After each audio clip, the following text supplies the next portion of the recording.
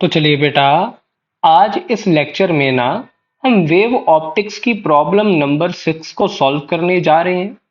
बेटे क्वेश्चन आया है यहाँ पर ना, हमें एक मिरर दिया गया है। ये हमारे पास मिरर है जहाँ पे ये ज्वाइन हो रहा है। ये पूरा का पूरा पार्ट एक स्क्रीन है। इस पॉइंट को नाम ओ दिया गया है और यहाँ पे बेटे हमारे पास एक स्लिट है जिसमें से जो रोशनी निकल रही है उसकी इंटेंसिटी आई है।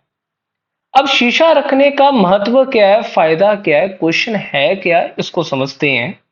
बेटे आप एक चीज समझिए, यहां से एक रे चलेगी, ये शीशे को टकराई, शीशे को टकराने के बाद ना ये रिफ्लेक्ट होगी और यहां से एक रे, मैं आपको समझाता हूं होने क्या वाला है। पहले मैं क्या करता हूं ना, स्लिट की एक इमेज बनाता हूं। देखिए, अगर इसकी बेटे मैं इमेज बनाऊं ना, शायद ये इमेज आपको कहीं यहाँ पे दिखे।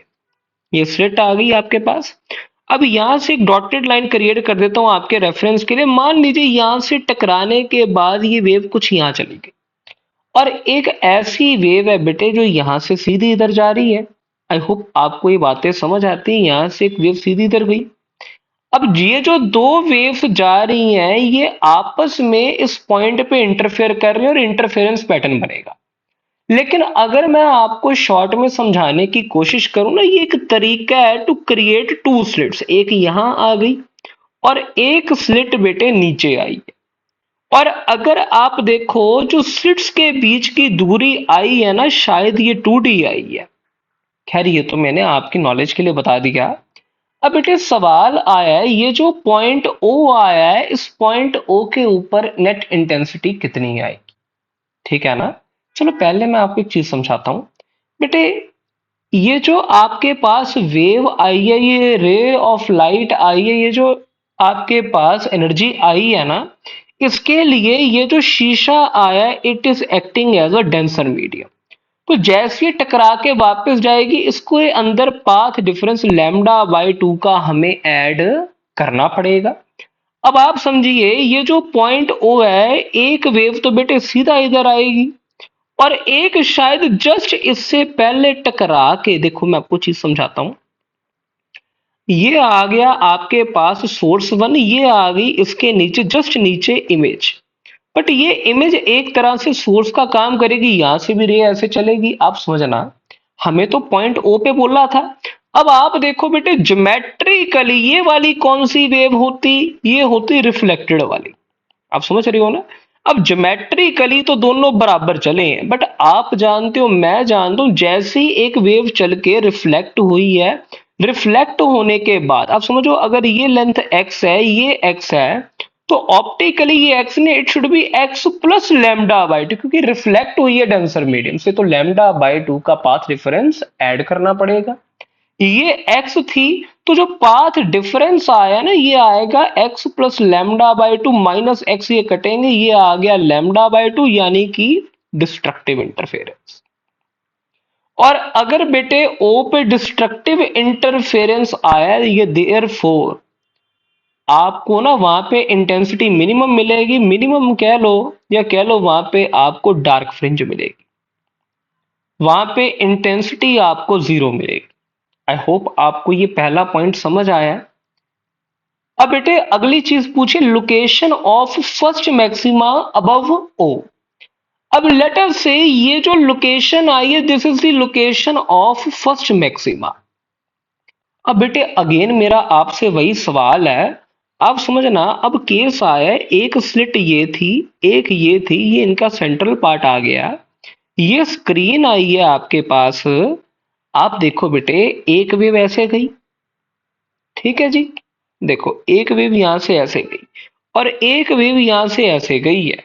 अब आप जानते हो ये तो रिफ्लेक्ट होने के बाद गई है, ये डायरेक्टली गई है। अब आप देखना बेटे, इस पॉइंट के ऊपर पाथ डिफरेंस, जो नेट पाथ डिफरेंस है, वो मुझे कितना चाहिए? N lambda for constructive interference. First maxima निकालना ना, मैक्सिमा का मतलब है वहां पे कंस्ट्रक्टिव इंटरफेरेंस होना चाहिए। खैर हमें तो पूछा गया कि पहली बार, तो उसके ऊपर हम बाद में आते हैं। आप एक चीज समझना, अगर मान लो ये सिंपल वाईडीएससी एक्सपेरिमेंट होता, छोटा डी वेरी वेरी छोटा देन बड़ा डी दिया है, ये एंगल शायद आप थीटा बनाते और एक लाइन यहां से ज्वाइन करते, सारी की सारी डेरिवेशन आपको याद होनी चाहिए। तो आप शायद इसको डेल्टा एक्स लिखा करते थे, आपको कुछ याद आ रहा है? खैर मैं इसको डेल्टा एक्स वन लिख लेता हूं क्योंकि यहां पे भी डेल्टा एक्स लिखा है। लेकिन आप समझना, ये जो रिफ्लेक्टेड रे है इसके अंदर लैम्डा बाय टू तो ऑलरेडी ऐड होगा, तो मैं लिखूंगा delta x one plus lambda by two. नीचे वाली डेल्टा एक्स वन ज्यादा चली होगी ना बेटे, this should be equals to n lambda. और बेटे उसने फर्स्ट टाइम पूछा, पहली दफा का मतलब है एन तेरे पास वन होना चाहिए। क्यों? क्योंकि यहां पे तो पाथ डिफरेंस कितना था, लैम्डा बाय टू, थोड़ा सा ऊपर जाएगा, पहली बार मैक्सिमा यानी कि लैम्डा होना चाहिए। समझ रहा है ना बात को? तो यहां पे मैं पता है क्या लिखता हूं, तू देखना, delta x one plus lambda by two, ये मैं मान के चल रहा हूं मेरे बच्चे को समझ आ रहा है, ये आ रहा है ज्योमेट्रिकली, और प्लस लैम्डा बाय टू करूंगा बिकॉज ऑफ रिफ्लेक्शन के चलते, दोनों मिला के पाथ डिफरेंस लैम्डा होना चाहिए।